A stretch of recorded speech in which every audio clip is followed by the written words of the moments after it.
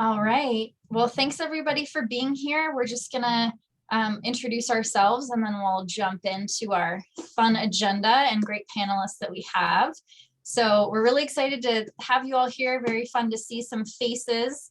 And if you want to turn your video on so I can see your face, that's awesome. If you don't want to, no problem.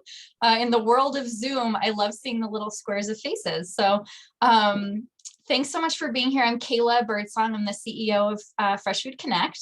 I've been with the organization almost a year and helping to build off of what Laura and my predecessor created over the last few years.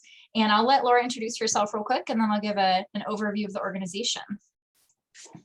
Hi, I'm Laura Leavitt. I'm the Product and Operations Director with Fresh Food Connect, and I've been with Fresh Food Connect since the end of 2019, so a little over two years, but super excited to be here and to be able to share a bit more about what we do.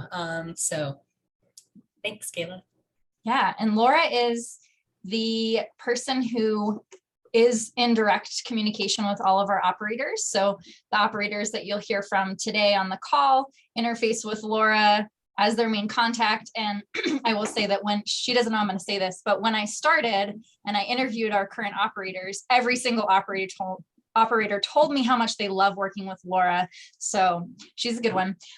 So I'm going to stop embarrassing her, and a couple housekeeping things. So we're doing this today as a meeting, not as a webinar officially. So that means that we don't have the Q&A function that you may see on some webinars. We're just using the chat.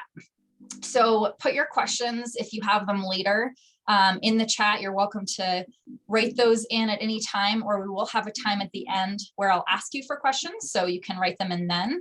And for now, I would love if everyone could just do kind of a roll call in the chat if you haven't yet. So your name, organization, and location will help us a lot. And I think that's all the housekeeping. Try to keep yourselves on mute. We're all pretty good at Zoom now. So we'll get started with a little bit about Fresh Food Connect.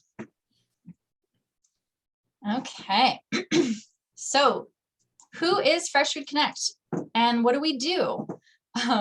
So I will start with just our mission. First off, we're a nonprofit organization like all of you. We're a 501c3 based out of Denver, but working nationally. So our mission is to grow a more local and resilient food system. Probably similar to a lot of your missions. And we want to do that by connecting gardeners with their communities. So we've become really focused over the years on this connection between individual gardeners who are growing either a little bit or a lot, and how to integrate them into their communities. So I'll talk about that a little bit today. So what we do is we use technology, mainly a mobile app, to mobilize gardeners and their homegrown food and link them with organizations in their own neighborhoods, just like you all. So before I dive into this, I'll just say we started in 2016 here in Denver in one zip code in the heart of the city, and with a few partners that are actually on the call today.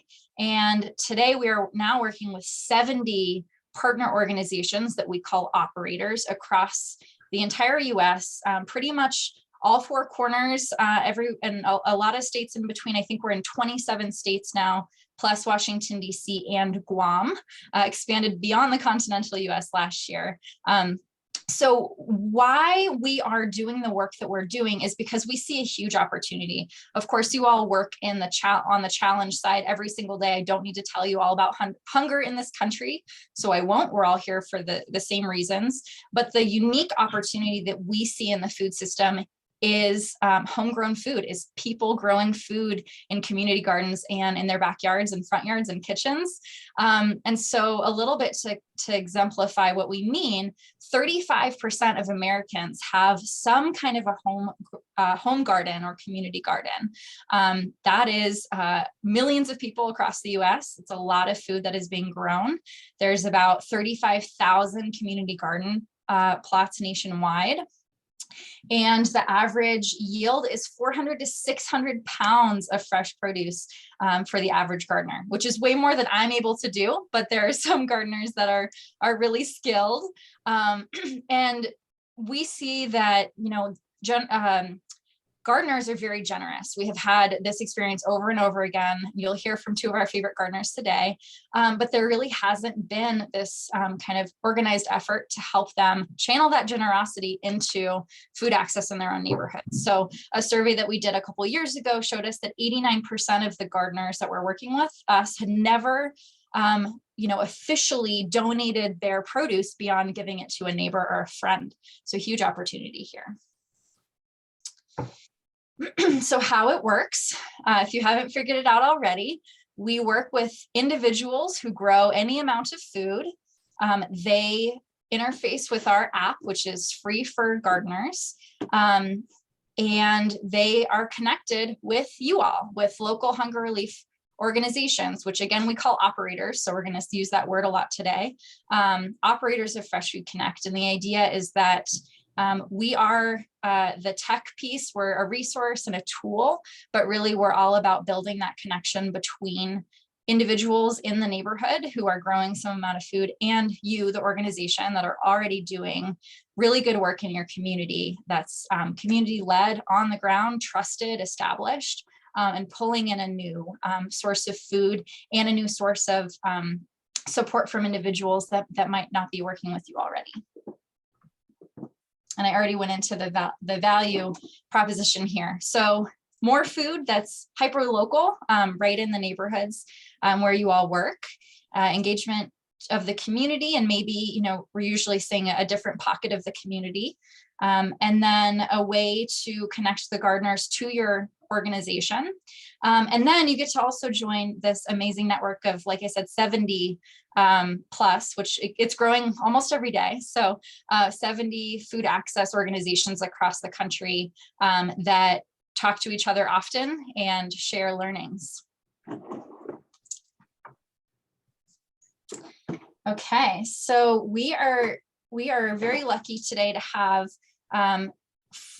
5 amazing panelists with us today. So we have 3 individuals that represent some of our current operators, and we'll talk to them in a minute. But first, we're going to hear from 2 gardeners, Heather and Terrence, who are here in Denver and who have been donating through Denver Food Rescue here. And we're really lucky to have them. They're wonderful. They've gotten more and more involved. So I am excited to ask them a question. All right, so the question is, can you tell us how and why you started donating your garden produce, and share with us your plans for this season? Yeah, absolutely. Yeah, so we started out prior to 2020 with a small above ground garden bed in our backyard where we're growing a minimal amount of produce. And in 2020, we decided that we kind of wanted to go at it full force and see how much we could grow for ourselves, and see if we had more food left over to give to family and friends. And we found out that we grew a lot more than we anticipated. We had more than enough for ourselves, and more than enough to give to family and friends who wanted it or needed it. So then we were looking at options within our community for being able to donate excess produce, knowing that there was a need there. And that's where we found Fresh Food Connect. And we loved the fact that it's a bit more convenient than other options that we saw, because you would come and pick it up for us. And in 2020, we grew a lot. In 2021, we kind of had more of a tailored approach, knowing that we planned on having a portion of our harvest that we're going to donate, and we end up donating somewhere north of 120 pounds, I believe, in the course of a growing season. And we're looking at we're looking at expanding upon that, like hopefully doubling it. That's our ultimate goal. We just enjoy being a part of the community and being able to kind of use our resources to help in that way. Yeah, definitely. we exceeded expectations so radically that we quickly were overwhelmed with all of the food that our yard was producing. We eat it every day all winter. We have done nothing but can. We had to learn how to do that on the fly.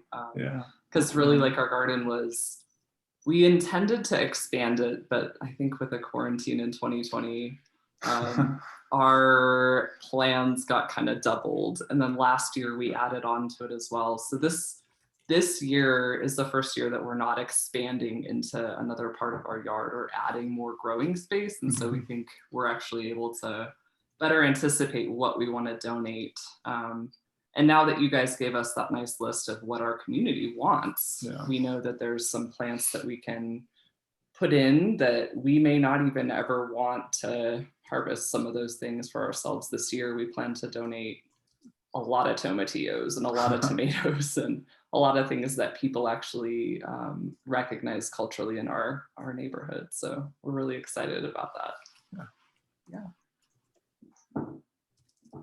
Amazing. Well, thank you both so much for being here. You can follow, I'm going to tell everyone, you can all follow Terrence and Heather on Instagram, see their journey and all of their amazing pictures of their produce. So thank you two for being some of our exemplary gardeners. Thanks for having us. Thank you for Virtual round of applause. All right, we're going to shift over and talk to our organizational panelists, so who represent different operators. So let's see. We are going to start with, I have a general question that I'll let each of our panelists answer. So first off, we have, I'll just introduce them quickly. So we have Jamie from Denver Food Rescue, Stacy from Grow Row FC, and Mim from Healthy Day Partners. So we'll go through, and I'd like each of you to introduce yourselves and then tell us how and why you got started with Fresh Food Connect and how you implement in your community. So maybe we'll start with Mim. Well, hello. I'm Mim with, I guess I'm big there now. Okay, with Healthy Day Partners, we are north of San Diego. We call ourselves North County Coastal Encinitas, California. So I've been in the food growing, I'm gonna call it a business, but it has never been for business, for a lot of years, maybe a couple decades now, trying to improve growing school gardens and trying to improve school lunches here locally and succeeding. And then trying to teach people how to grow their own food. And I have a nonprofit. And so through that, we've been sponsoring our biggest local food pantry. They're called the Community Resource Center, the CRC. And so we were sponsoring a community garden for them, and trying to teach the volunteers how to grow their own food and then use that food at the local food pantry. And during that period of time, somebody, I think actually, Laura reached out to another organization here that does gleaning in the San Diego region, and they sent her to us and said maybe we would be interested in doing more the gardener to gardener kind of scale. And so we were really excited about it, and it just fit right into what we were doing with the CRC garden. And it gave us an excuse to grow the program. And so we call it Homegrown Hunger Relief. And what we do is we supply centrally located coolers, and every Sunday, people can sort of drive by and drop off their excess garden produce. And it's been good. We're still only about a year in, well, we're just over a year in, and we have, through, one garden at a time, brought in over 5,000 pounds of food that went directly to nourish neighbors in need. So we're really excited about it, and we could never have done it without Fresh Food Connect. So thank you. I think I get to say more in a little bit, but that's how we implement, and I can sing the praises of Fresh Food Connect more as we go along. Thanks. All right, we'll kick it over to Jamie to answer the same questions. Thanks, Kayla. Also, really big thank you to Terrence and Heather for donating to us. I wish that my garden I started in 2020 had been so successful. I'll have to ask you guys for tips. So I'm the program director at Denver Food Rescue, and Denver Food Rescue is actually one of the founding organizations of Fresh Food Connect, which is how we got involved. And so that's how and why we got started. And how we implement Fresh Food Connect in the community is last summer, and we're probably going to do the same thing this summer, we had 4 teenagers who use these electric tricycles to go out to people's addresses and pick up food in the 8 zip codes that we cover. I did have some minor concerns about the safety of these teenagers running around on these e-tricycles, but everybody was fine. So they all wear helmets, don't worry.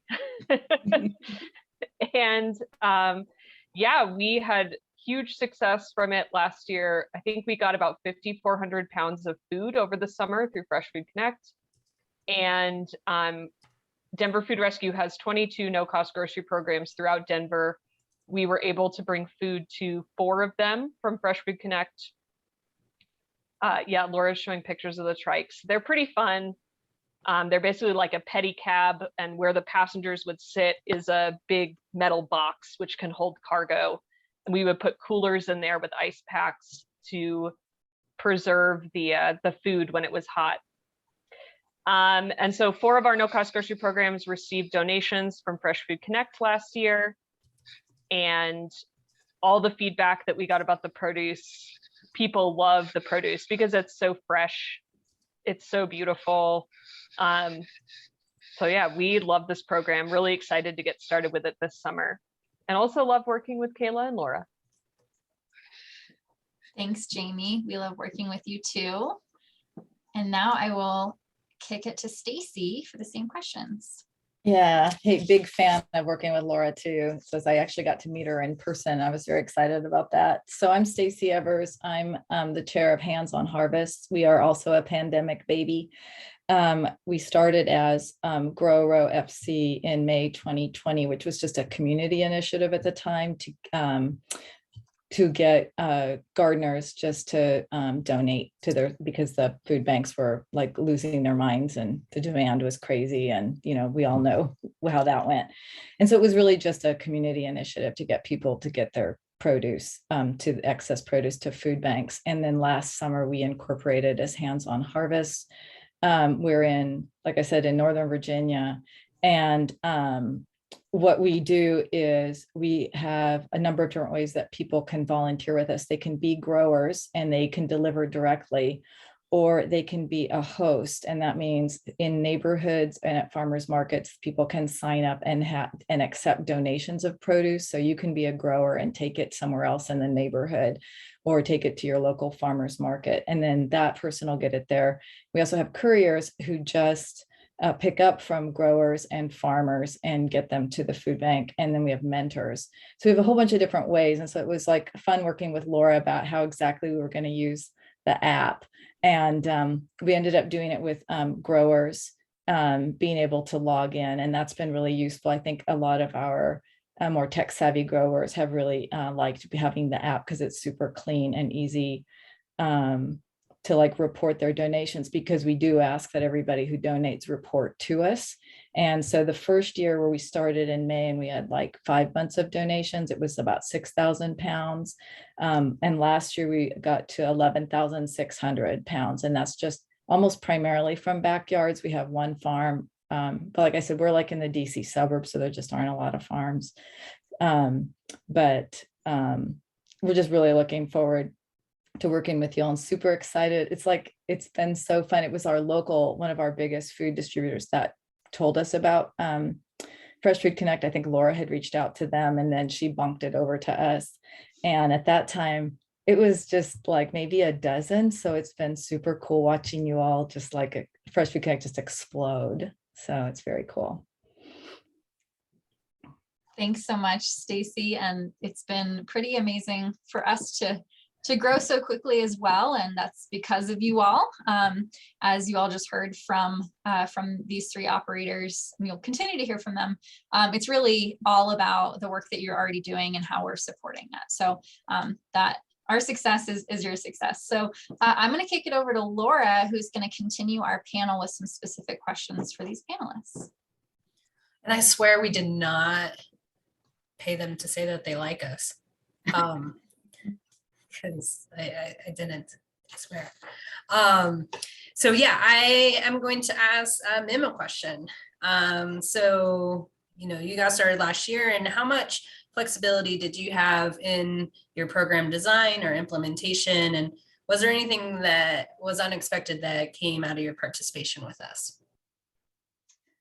Well, so the whole thing was unexpected because, you know, it was, you know, brand new program for us, like everybody else is talking about, starting in the pandemic. But yeah, we actually had full control. And so we did research. I don't even know when we came in, like what number operator we were, but we did research the ones that you had at the time, which I think were less than 10.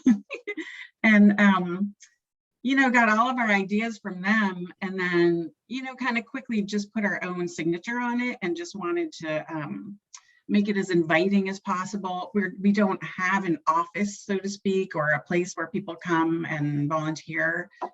It's really, we operate out of my backyard. And so we ended up making these really nice kind of inviting coolers, which we call donation stations. And then I think working with Fresh Food Connect, Laura, you sent me a whole bunch of ideas that were amazingly helpful for partner connections in the area, which we already, you know, had all these partners and just hadn't thought about partnering on this program. So yeah, so now we have our main pickup spot or drop-off spot at our local botanic garden, which is a world-renowned botanic garden, and that's going really well. And we're in a community garden, and we're now partnering with our city, and we're about to launch at the city library, and we're growing. So all of it is new and unknown. Even though we're over a year in, we're always tweaking and improving. Great, thanks so much, Mim. And Mim, if you haven't guessed, is just a force to be reckoned with in her local community in such a positive way. And so we're very fortunate to be able to work with her as well. So next I'm going to ask Stacy a question of how much time do you spend on Fresh Food Connect, and how is it aligned with your current work? This is the fantastic thing, is I hardly spend any time on it except for when I'm sending Laura emails. You know, it's very seamless. She helped me a lot in the when we were first getting it up on our website, helping me. In fact, Laura, I noticed it's messed up on the website again, so my fault. But it's like very minimal in terms of, once I get the word out to the growers, this is how you do it. Then the growers work exclusively with Fresh Food Connect with any issues that they have. And it's been, like I said, it's been really fantastic because they go in, but I can check anytime and download a report to see like who's growing, are they donating, compare it with other things that we're getting. But for the most part, I don't really have to do anything at all. But the growers have really, who've used it, have really liked it. And I think, did I answer everything, or is there one question outstanding? Just in terms of how is it aligned with your work? Because I know you all were doing a garden donation program and still continue some of that. So just, you know, how does this align with like the various avenues that people can interact with you all? Yeah, so one of the conversations that Laura and I had early on was, how exactly would we use this? Because we have people who are growing and donating, and we have people who are, you know, taking it to a specific food bank. And then we also have people who are picking up. So what the question was, do we use Fresh Food Connect for like couriers, or do we use it for the growers to report in? And we decided, because our growers can take it to any food bank that takes produce, it just made more sense for our growers to be able to log in the information that way. And so that's how we use it, is it helps us track them, but it fits in perfectly with us. I wish they all would use it, because then I just would have one place to go and everything is there. But then, you know, it's not, it's just really great to have it as an option to give to our growers. Yeah, and just to follow up with that, and Stacy uses, folks have multiple options, so they can enter it into a Google form, they can use the app. And so this just is able to give them another avenue to engage those gardeners. So, which I think is great to be able to offer folks more options. And then Stacy's also a force to be reckoned with in her local community, and is in DC, which, if anyone is not familiar with the DC area, it's very dense. And so the fact that they're able to aggregate so much donated produce in their community is quite impressive. So I'm going to pass it over now to Jamie. And if you can share, how much produce do you all average per week during the growing season? And what do you think about the licensing fee in the context of the work that you are doing with us? Yeah, so for the first question, Colorado has kind of a short growing season compared to lots of places in the United States. And so the majority of our donations come July, August, September, sometimes early October, depending on when the first freeze is. And during that time, we average 350 to 400 pounds a week from this program. But the really great point about that 400 pounds is that, sorry, my dog is making a lot of noise, is that all of it is good. So, you know, we do food rescue from grocery stores also, and we might pick up 400 pounds of food, but 100 pounds of that might not be up to the standard that we want to give to a community. So the thing that I know about the Fresh Food Connect produce is that all of it is going to be beautiful and all of it's going to be fresh. My dog agrees, in case you heard that. And then in answer to your other question, which is the licensing fee, I think it's totally worth it for the amount of produce that we receive over the time period, especially compared to like other organizations that we could purchase food from as a food rescue. So I really see it as like just a nominal fee for the app and for the ease of being able to use the app. Great, thanks so much. Kaylee, do you have questions? Also, always happy to talk e-trikes and e-bikes if anyone has a question. Should I just answer a question if it's addressed to me? Sure, yeah, there's one in the chat that's specific for you, so let's do that. Rebecca, in answer to your question, our teen employees did a lot of recruiting for us. So they went out and flyered, and they went to all of the community gardens that are in our zip codes. So we have a really nice network of Denver urban gardens. And we have, I think, 3 of those which donate to us. Like there are coolers in the garden and all the gardeners who share the garden can donate that way. And so our teens went out and they flyered in those areas, and then they flyered just kind of general residential areas. And that seemed to work pretty well for us. We also have a few events per year for our gardeners and generally ask gardeners to bring a friend when they come to those. But I don't know. I don't think, maybe I'm not saying how much work the teens did, but I don't think it was that much work. Thanks, Jamie. So that was a beautiful segue into our Q&A. So now we're going to open it up. So if you have a question, go ahead and write it in the chat. You can either leave it open and I'll choose to either answer it or send it to the panel, or if it's specifically for Fresh Food Connect, write that in. And while you all are doing that, there's a couple questions we can start with.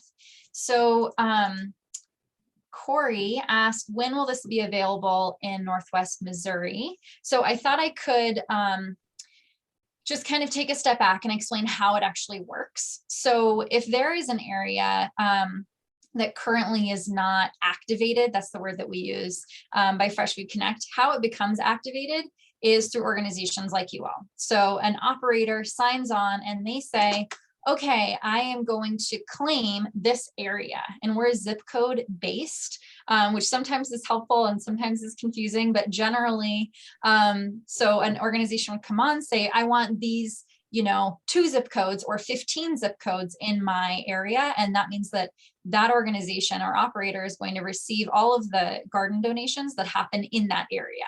And they have now activated that town or that portion of a town. So when I say that we are, have an active presence in 27 states, that means that within those 27 states, there's at least one town that has one operator. And oftentimes it's more operators within, either one town or spread out. So in Denver, we have a lot of coverage. If you look at a map, we have operators covering almost every zip code in the city, but that's because we've been established here the longest. But Southern California, for example, we now have 3 operators. And so we're trying to build up this presence in different areas across the country. So that's up to you all, basically. And then I will, there's another one that came in a little bit earlier. And Corey, I hope that answered your question. Alexander asked, my organization is not hunger relief. We are food production, and we're rethinking our food distribution model to tend away from market and CSA and towards efforts to address food insecurity in our community. What role can an organization like this play? And this is a really great question because it pokes a hole in the wording that we use. So we say that our operators are hunger relief organizations, but often our operators don't really self-identify that way. It's an easy way for us to say organizations that are doing some form of food distribution in their communities. And I'm actually going to open it up and maybe let Laura add to that, just about the different types of organizations that we work with often. Yeah, and actually on our panel is a good example. Mim is, works within gardening space, and so does Stacy. So, we work with food rescues, food pantries, food banks, gardening organizations, volunteers. It really is, we're not necessarily looking for this type of organization that fits in this box. What we're really looking for is more of a value alignment in terms of groups that are very community-based, who have a focus around healthy food access in some regard, and are looking to engage more people in their work. So we're not as concerned about like what type of organization you are, and really see this as a value add to work that's already happening. So if it feels like this is a value add to our work, then that's our sort of sweet spot right now. Can I jump in with a thought? Sure. I mean, I don't know what they mean by food production, if they mean like they're actually growing or if they're doing some sort of processing. But if they're actually growing and they want to move into the food insecurity space, they have a production farm. Awesome. One possibility for early spring would be to either have some of their produce available to gardeners or to help with community gardens in food insecure areas. And they can actually provide transplants to those food insecure areas and help those gardens get going a little bit early.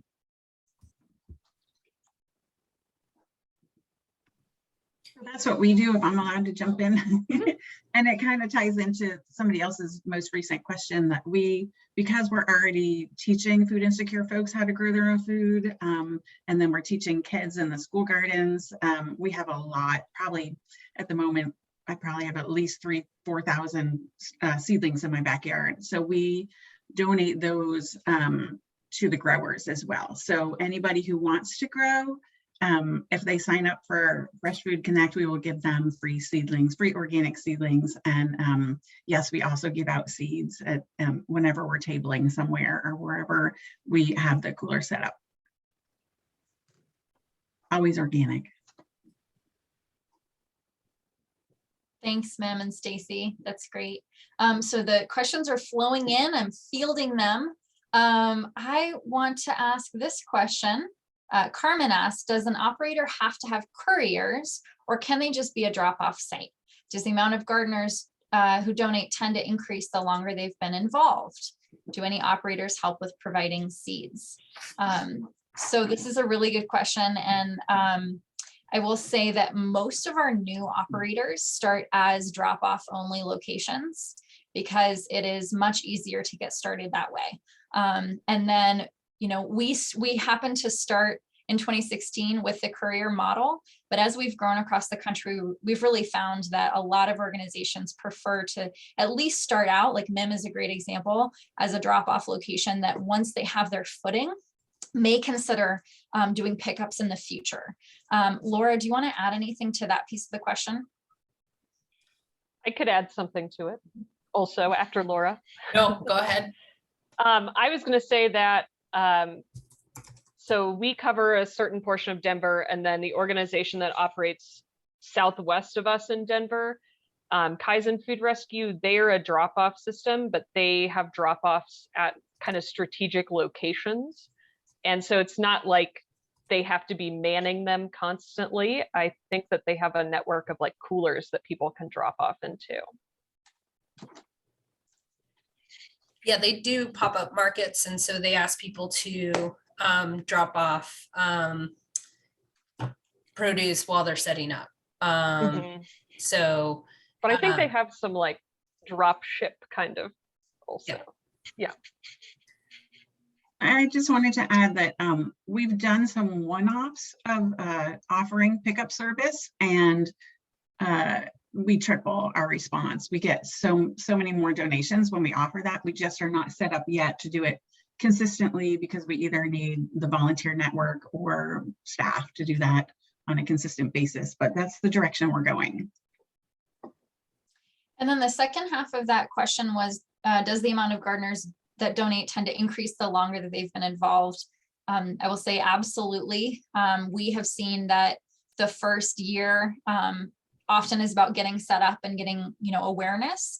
And we also find that, you know, depending on what outreach strategies the operator is doing, that really makes a huge difference. So definitely that the longer that organizations have been involved, like Denver Food Rescue, it's one of our founding organizations, they are super successful. And a huge part of that is because they have years under their belt of getting the word out to awesome gardeners like Terrence and Heather. Does anyone want to add to that piece of it? Or otherwise I'll keep going, lots coming in. Okay, the next one I'm going to ask is, Lisa said, can you provide clarity around how the activation would work? I'm not sure I see the benefit in working with Fresh Food Connect if I'm still going to be doing the work. So Laura, can you answer the first part of that question? And then I want to open up to the panel for the second part. Sure. So we definitely view our relationship with our operators as partnerships, and really value the assets that they're bringing to the table, and also try to make it as easy as possible, both for the gardener and also for the operator, to be able to have this be successful on a local level. The reason why we approach it this way is, one, we really do appreciate the community assets that people are bringing to the table. And two, we really do want to make sure that we're fostering local connections so that gardeners don't think, oh, I'm donating to Fresh Food Connect, but like Terrence and Heather know, like they're donating to Denver Food Rescue and have cultivated that relationship, are now asking Denver Food Rescue, what should we be growing with that intention of growing, have now doubled the amount of produce that they're aiming to donate. That's like where we want to go. And if we aren't doing that in partnership, I think that gets a little bit lost. So in terms of just like the nuts and bolts, you know, we work with organizations in terms of building that partnership. We do have formal agreements. We do have a licensing fee. We work with them to, you know, go to do a training in terms of what's the ins and outs of the app. They give us their list of zip codes. We activate it, get their account created, and share a lot of those materials and offer that support in terms of getting the word out locally, and really seeing this as a partnership and supporting each other as we get the word out to gardeners. And yeah. Perfect. All right, I'm going to ask the next question, which is from Erica. Are home gardeners finding Fresh Food Connect on their own? Great question. You all are giving me lots of ideas of things to share. So what we have found, and again, I'll open this up as well, but what we have really found is that two things are happening.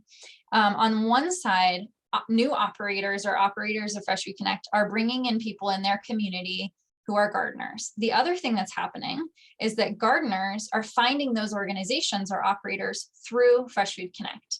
So say that you read an article. So for example, last year we had, I think it was about 30 different news or media appearances as Fresh Food Connect, often in partnership with an operator. But say that a gardener read that, they saw it in a gardening blog, and then they downloaded the app and then it connected them with the operator. So we do see that happening quite a bit, and we see that happening more and more as we get more operators across the country, more gardeners involved, and as we do our own marketing. So we as Fresh Food Connect, although you all are the ones in your neighborhoods that are doing a lot of the outreach and communications kind of on the ground, we also support with marketing in a big way. I might let Laura actually speak to this a little bit of what we've been doing with operators specifically, but I'll say that it's kind of that rising tide raises all ships idea, that when we do things as Fresh Food Connect National, it brings awareness to the entire network, including all of our operators. It looks like Mim wants to chime in, so I'll let her chime in. I do, thank you. So I want to emphasize two things. One is what you were talking about, Laura, as the partnerships, and the peer-to-peer learning every month is invaluable. And the ideas that you shared for promoting, for outreach, for how to communicate with the gardeners, like so many different elements that not only are you sharing, but then all of these people around the country are sharing their super creative ideas and how things work for them, which sparks an idea for us. Like, it's just an important part of what comes with the package.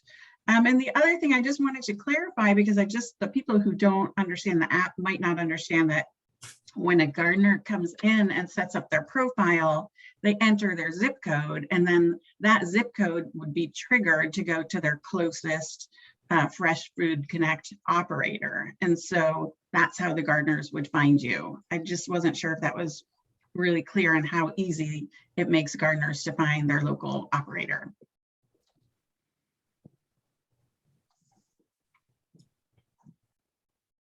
Did I freeze?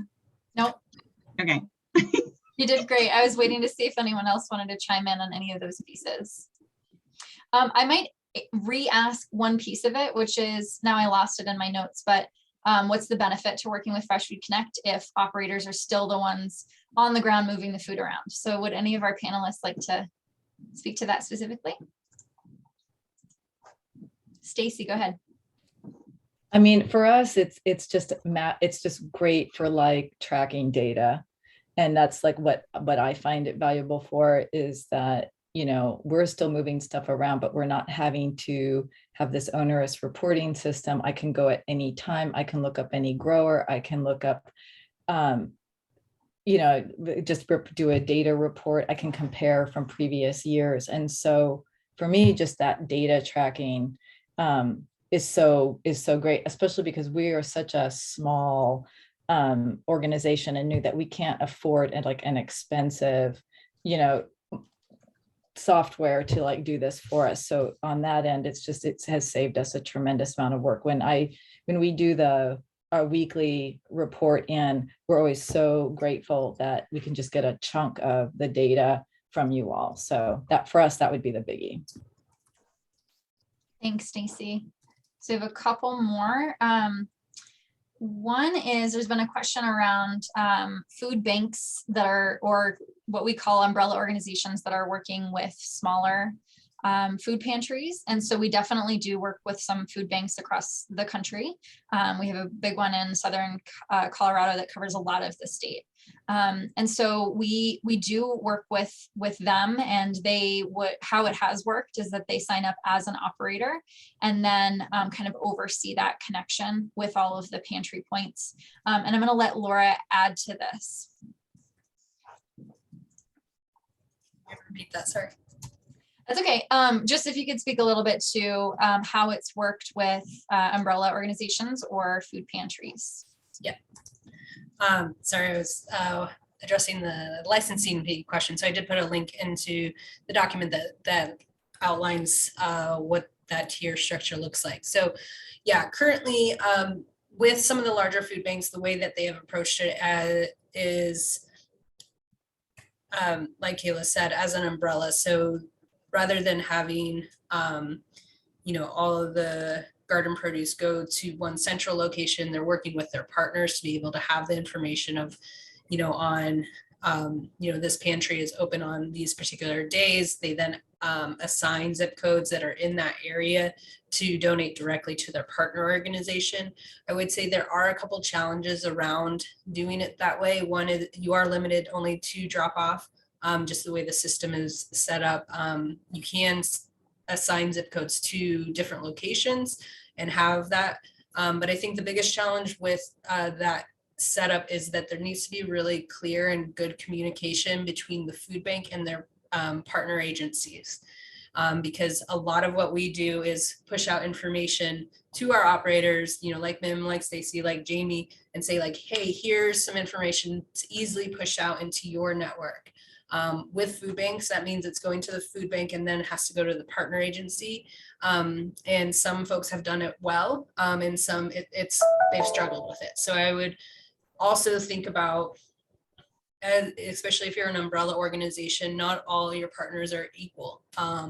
And some can handle a variable amount of seasonal produce and some can't for various reasons, by the population that they serve, their location, all of those types of things.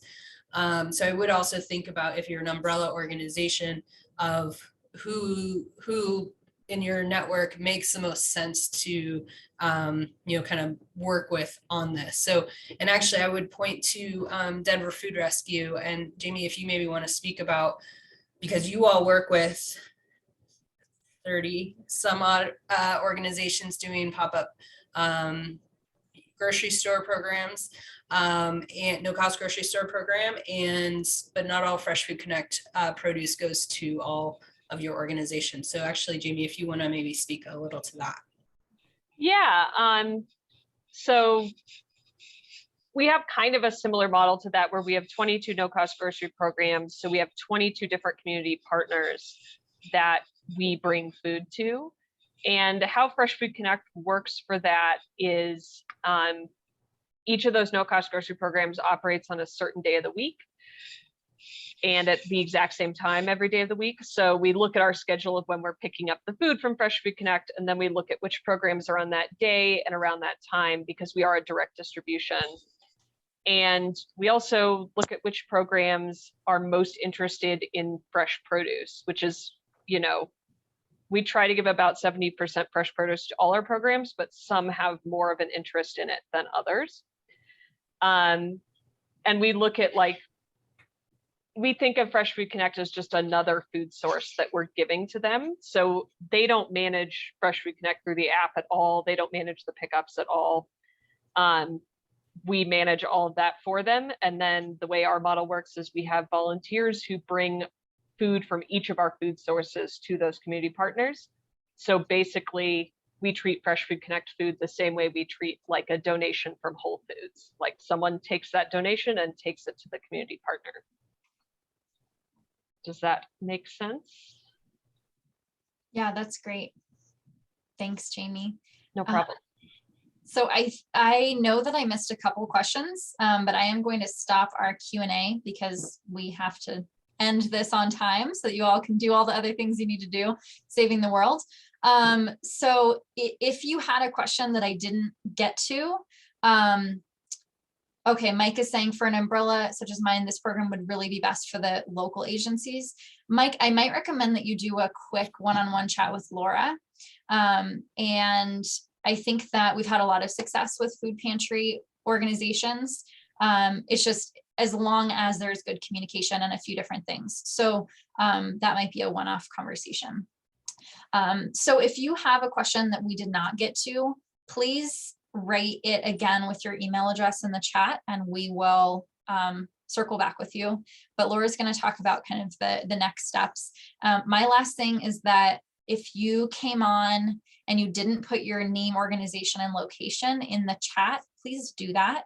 And before I hand it off to Laura to wrap us up, I just want to say that when I think about kind of the movement that we're trying to build across the US, it's really gets me very fired up for this work. And so when I think about how much food there is being produced at the home level in gardens and, you know, fruit trees in people's front yards, in kitchens and community gardens, when I think about the millions of people that are doing that across the country and the fact that that food doesn't have a way to meaningfully enter the food access work that we're all doing, that makes me really want to make a change in the system. And we just think that there are so many solutions that have to happen in order for food security and hunger to be improved in this country, and that this is one piece, but it's a piece that we can actually act on right now. So I just wanted to kind of paint that picture because I think it helps. And I think it also helps when you think about,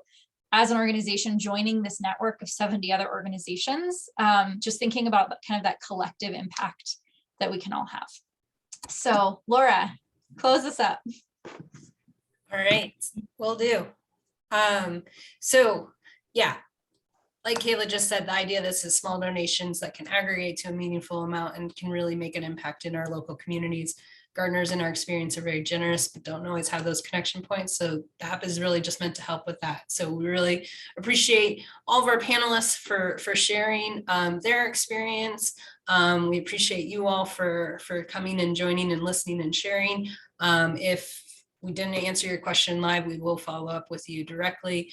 And in terms of next steps, if you want to learn more about us, have further conversations, learn about the next steps in terms of becoming an operator, I did put in the chat the link to our interest form, and that is our next step in terms of the process to become an operator. So happy to meet with folks individually or small group or anything like that, and really appreciate all the work that you all are doing.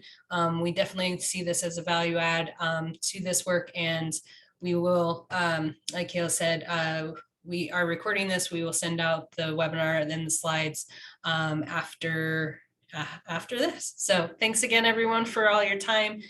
We hope to hear from you, and we will be in touch.